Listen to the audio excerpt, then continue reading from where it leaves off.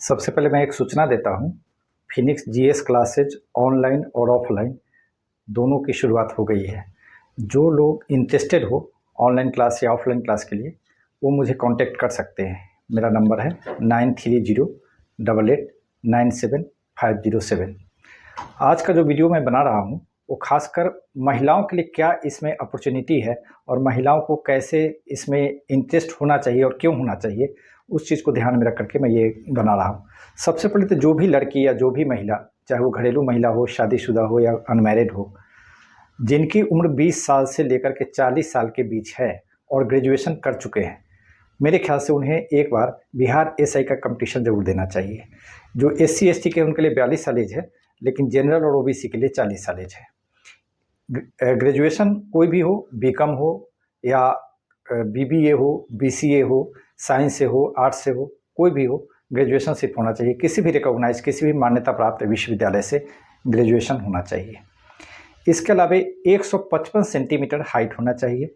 155 centimetre को feet में नापते हैं तो 5.1 फीट, मतलब 5 फीट 1 इंच हाइट होना चाहिए। मिनिमम हाइट ये है। इसके अलावा लड़कियों को सीना नहीं नापा जाता है। वज़न कम से कम 48 किलोग्राम होना चाहिए। वज़न का इशू नहीं है, मेन है हाइट 5 फीट 1 इंच होना चाहिए। और अपॉर्चुनिटी इसलिए है क्योंकि 35% आरक्षण होने की वजह से महिलाओं का कटअप बहुत कम चला जाता है। इसलिए थोड़ी भी अच्छी तैयारी करे, थोड़ा मेहनत करे, थोड़ा सीरियस हो जाए तो एक बहुत अच्छी अपॉर्चुनिटी महिलाओं के लिए है। अब वो कैसे कटअप नीचे जाता है, हम आज उसकी चर्चा करते हैं कि किस तरह से महिलाओं का कटअप, विभिन्न जो पिछले एग्ज़ाम्स हुए हैं, दरोगा के एग्ज़ाम्स हुए हैं, उसमें महिलाओं के लिए कैसे कटअप कम था, इस चीज़ की हम चर्चा करते हैं, इसका जिक्र हम करते हैं। पहला 2017 में जो वैकेंसी आई थी, 2017 में महिला जनरल का कटअप था 63.6, मतलब 63.6 का अर्थ हो गया जनरल में। उसको यदि परसेंटेज में निकालेंगे, प्रीलिम्स की बात मैं अभी कर रहा हूँ क्योंकि प्रीलिम्स का एग्ज़ाम ही होने वाली है, PT का एग्ज़ाम अभी होने वाली है, तो फीमेल का कटअप था जनरल का 63.6। उसको यदि परसेंटेज में निकालेंगे तो आधा हो जाएगा इसका 32.3। इसके अलावे जनरल छोड़ करके बाकी जितने भी महिलाएं थी, सबका सिर्फ जो पासिंग मार्क्स था, पासिंग मार्क्स रखा गया है 30%। 30% का मतलब है कि 60 नंबर। अगर 60 नंबर आ जाते हैं या 30% यदि सही होता है, 30% मतलब कि 100 नंबर पूछे जाते हैं, तो 100 में से यदि 30 सही होता है तो सिलेक्शन हो गया है। 2017 की कहानी है। अब 2019 में हम देखते हैं तो 2019 का में है जनरल का 88 का मतलब हो गया 44 ना। हाँ, तो 2017 में जो जनरल का कटअप है वो है 63.6। 63.6 जनरल का कटअप है। इसको परसेंटेज में निकालेंगे तो 32.3% है। ये है जनरल का UR। ये 2017 में। रेस्ट का मतलब है OBC, SC ST जितने भी है उसका पासिंग मार्क्स का मतलब है 30%। जिसका भी आ गया हो उसके ले लिया गया है, PT में उसका सिलेक्शन हो गया है। अब आते हैं हम 2019 में। 2019 में कटअप है, 2019 में कटअप देखते हैं अलग अलग कैटेगरी में किस तरह से कटअप है। 2019 में अलग अलग कैटेगरी में 2019 में सीटों की संख्या थी 2446 और सीटों की संख्या थी जिसमें सार्जेंट जेलर का भी पद था। तो इसमें जो था अलग अलग कैटेगरी में देखते हैं। UR में था, UR का कटअप था 88। इसको परसेंटेज में निकालते हैं तो आधा 44। उसके बाद है EWS इसी बार इंट्रोड्यूस किया गया था। EWS का कटअप है 60, मतलब पासिंग मार्क्स 30%। BC का है 72, 36। इसके बाद है EBC SC ST BC।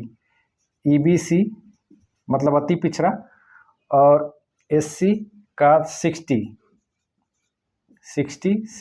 मतलब ये सब है पासिंग मार्क्स। इसके अलावा ST में है 67.5 और BC वीमेन के लिए है 64.3 मतलब 32। BC वीमेन का एक अलग से रिजर्वेशन दिया गया है, BC वीमेन, जिसका है पासिंग 64.3 मतलब 32 अप्रॉक्स 2%। ये है 2019 में महिलाओं का पीटी में कट ऑफ। एसटी का कट ऑफ थोड़ा अधिक हो जाता है 67.5। इसका क्या रीज़न है, ये इसकी चर्चा कभी की जाएगी। चूँकि एसटी के कैंडिडेट होते नहीं हैं इसलिए इस पर विशेष फोकस करने की ज़रूरत नहीं है। अब 2020 में हम देखते हैं 2020 में जो वैकेंसी आई थी, 2019 के बाद 2020 में भी आई है वैकेंसी, जिसमें सीटों की संख्या है 2020 में सीटों की संख्या है 2213 सीट है। इसमें जनरल का कट ऑफ है, जनरल महिला, यहाँ सिर्फ आज मैं महिलाओं के विषय में बात कर रहा हूँ। जनरल महिला का कट ऑफ है 96.8। इसको यदि परसेंटेज निकालेंगे तो 48.4%। दूसरा है ईडब्ल्यूएस का कट ऑफ है 81.6। बीसी का है 84.2।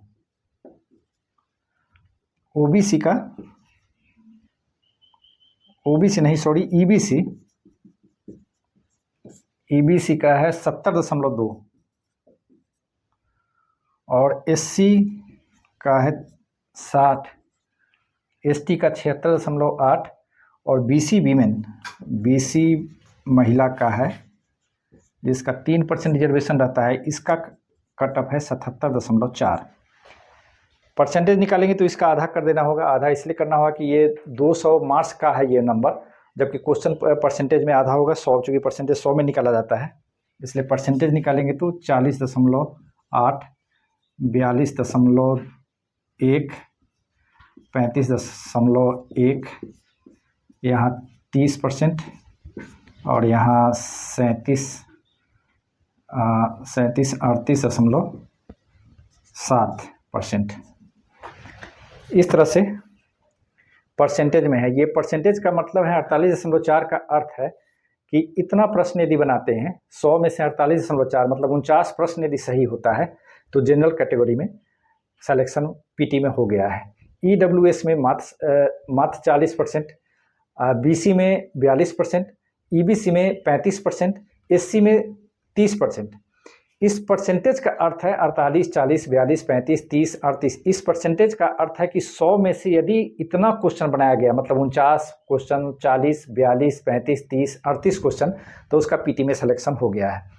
तो 100 में से कम अगर हम इसको एक नज़र देखें तो सभी का कैटेगरी जिसका सबसे अधिक है उसका भी 50 से कम है, 50 से कम उसका भी है। मतलब 50 से कम क्वेश्चन ही सोल्व करके 50 से कम क्वेश्चन सोल्व करके ही पीटी में सिलेक्शन हो सकता है। इसलिए मैं इसे एक अपॉर्चुनिटी के रूप में बता रहा हूं कि महिलाओं के लिए कितनी अपॉर्चुनिटी है।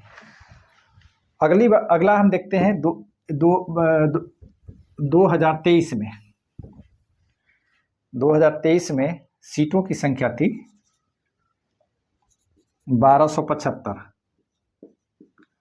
यहाँ सीट पिछली बार की तुलना में कम है, लेकिन यहाँ देखते हैं महिलाओं के लिए कट ऑफ कितना है। फीमेल के लिए जनरल का कट ऑफ है 110। ईडब्ल्यूएस का कट ऑफ है 103। बीसी का कट ऑफ है 104। एसटी में कोई कट ऑफ नहीं है, इसलिए कट ऑफ नहीं है एससी में क्योंकि उस साल एसटी में कोई कैंडिडेट था ही नहीं। एससी में है 76 और ईबीसी कहते हैं अति पिछड़े वर्ग की महिला, जिसका है 94.8 और बीसी वीमेन मतलब पिछड़े वर्ग की महिलाओं का कट ऑफ है 94.4। अब यदि इसका हम परसेंटेज निकालें तो 110 का आधा हो जाएगा 55%। इसका अप्रॉक्स में लिखेंगे 52.2, यानी इसको हम लिख सकते हैं 52%। इसका भी 52%, 38% और 47.4% और ये हो जाएगा 47.2%। इस तरह से हम देखते हैं कि 2023 में सीटों की संख्या चूँकि कम थी, इसलिए कटअप थोड़ा सा बढ़ा है। तो जनरल का कटअप 55%, और 55% का अर्थ है कि 55 क्वेश्चन, 100 में से 55 क्वेश्चन सही होना चाहिए। EWS का 52 क्वेश्चन, BC का 52 क्वेश्चन, ST का या तो कैंडिडेट रहा नहीं होगा, या जो रहा होगा उसको जनरल में काउंट कर लिया गया होगा, इसलिए ST का कटअप नहीं दिया गया है। SC का 76 मार्क्स और उसके परसेंटेज है 38%। EBC का 94.8 मतलब 47.4%। BC का 94.4 मतलब 47.2%। तो इस तरह से कहने का अर्थ ये है कि महिलाओं के लिए कटअप इतना कम जा रहा है कि अगर थोड़ा सा मेहनत करे, थोड़ा सीरियस हो, तो उसके लिए एक जॉब की, एक प्रेस्टिजियस जॉब की संभावना प्रबल है। और वो यह अपॉर्चुनिटी है, 1 साल मेहनत कर दे, 1 साल अपना दे दे, तो वह फिर एक अच्छी नौकरी उसके लिए उसके सामने खड़ी रहेगी। हमने इसके लिए एलिजिबिलिटी की बात पहले ही कर दी है।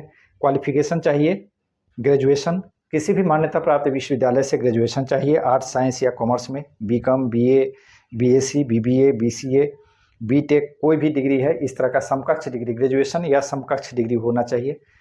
एज है 20 से 40 साल। फिजिकल फीमेल के लिए 155 सेंटीमीटर मतलब 5 फीट 1 इंच। वेट, वजन चाहिए 48 किलोग्राम। रनिंग, दौड़ है महिलाओं के लिए, दौड़ या रनिंग 6 मिनट में 1000 मीटर मतलब 1 किलोमीटर, 6 मिनट में 1000 kilometre. High jump,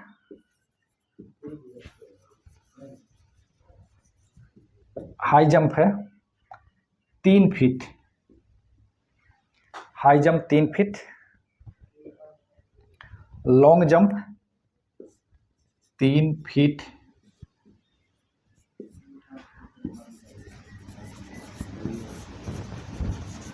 long jump 9 feet, long jump 9 feet. इसके बाद है गोला फेंकना। गोला फेंक जो है ये 12 पाउंड के गोला को 12 पाउंड के गोला को कितना फेंकना है, 10 फीट तक फेंकना है। 10 फीट, 12 पाउंड के गोला को 10 फीट तक थ्रो करना है, फेंकना है। यह है महिलाओं के लिए फिजिकल टेस्ट है। फिजिकल टेस्ट है महिलाओं के लिए, इतना चाहिए। और इसके अलावा एज की बात मैंने शुरू में कर दी है, 20 से 40 एज, ग्रेजुएशन। ये अगर ये इस क्वालिफिकेशन को फुलफिल करती है कोई भी लड़की या कोई भी घरेलू महिला भी, तो उसे तैयारी करनी चाहिए। अब सवाल उठता है कि तैयारी कैसे करनी चाहिए। बहुत सारी लड़कियां हैं जो शहर में रहती है, पटना में रहती है या हाजीपुर, मुजफ्फरपुर कहीं जाके तैयारी करती है, तो वह कहीं भी कोचिंग करती है, किसी कोचिंग में करती है, ऑनलाइन या ऑफलाइन क्लास करती है। बहुत सारी महिलाएं ऐसी होती है जो घर में रहती है, उनके लिए मुश्किल होती है क्लास करना या कहीं पर भी जाके कोचिंग करना। घर में रहकर भी पढ़ाई कर सकती है।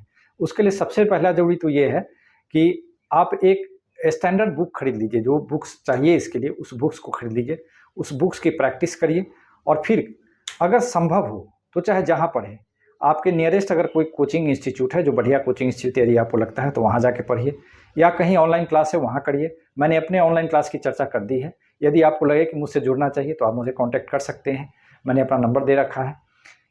तो अब एक स्टैंडर्ड बुक क्या क्या होने चाहिए, क्या क्या हम तैयारी करें, क्या सिलेबस है इसकी चर्चा मैं एक वीडियो में कर चुका हूँ और फिर आने वाले समय में करूँगा। लेकिन एक मोटा मोटी बात यही है कि किसी भी जनरल कंपटीशन में हर विषयों से प्रश्न पूछे जाते हैं। हिस्ट्री से प्रश्न पूछे जाते हैं, history, geography, polity, science, math, reasoning, current affairs, सारे एस्पेक्ट्स से प्रश्न पूछे जाते हैं। तो सभी चीज़ों की एक बेसिक जानकारी होनी बहुत ज़रूरी है। उसमें कोई मास्टर हो, इतिहास पर है तो इतिहास का विशेषज्ञ हो, आवश्यकता नहीं है। मैथ बहुत जाने जरूरत नहीं है, लेकिन मैथ की बेसिक नॉलेज, अब बेसिक नॉलेज क्या है कि 9th 10th के स्टैंडर्ड का यदि मैथ जानते हैं, 9th 10th के स्टैंडर्ड का ज्योग्राफी जान रहे हैं, साइंस जान रहे हैं, तो बहुत संभावना होती है कि इसके दरवाक में पूछे जाने वाले मैक्सिमम प्रश्न को हल किया जा सकता है। कुछ प्रश्न जो नहीं हो सकता है 9th 10th के बुक से या 9th 10th के स्टैंडर्ड से नहीं हो सकता है, उसके लिए फिर अलग से तैयारी करनी चाहिए और उसके लिए मेहनत करना पड़ता है। लेकिन साल भर का समय पर्याप्त समय होता है। कम से कम मुझे जहाँ तक लगता है कि वैकेंसी आने के बाद कम से कम 3-4 महीना समय तो जरूर प्रीलिम्स के लिए देगा मिनिमम, और फिर उसके बाद मेंस करेगा। पूरी प्रक्रिया को माना जाए तो मैं 1 साल उसको लेकर चलता हूँ, तो 1 साल का समय कम नहीं होता है किसी भी कंपटीशन की तैयारी करने के लिए। यदि सीरियसली तैयारी किया जाए, बिल्कुल जीरो से तैयारी किया जाए, जो विद्यार्थी बिल्कुल अभी तक कुछ नहीं पढ़ा है, नए सिरे से तैयारी किया जाए, तो भी 1 साल में इस एग्ज़ाम को पास कर सकता है, इस एग्ज़ाम को क्रैक कर सकता है। इसलिए आप इसमें सीरियस होइए और एक बार मूड बनाइए, इसमें फॉर्म भरिए। फॉर्म बस आने ही वाली है बहुत जल्दी, उसमें फॉर्म भरिए और बिल्कुल सीरियस होकर तैयारी करिए। और फिर अगर कोई ज़रूरत हो, अगर ज़रूरत महसूस हो, आपको लगे कि इनसे पढ़ना चाहिए या इनसे सीखना चाहिए, तो आप मैंने नंबर शुरू में बता दिया है, उस नंबर पर कॉन्टेक्ट करिए। Okay, thank you.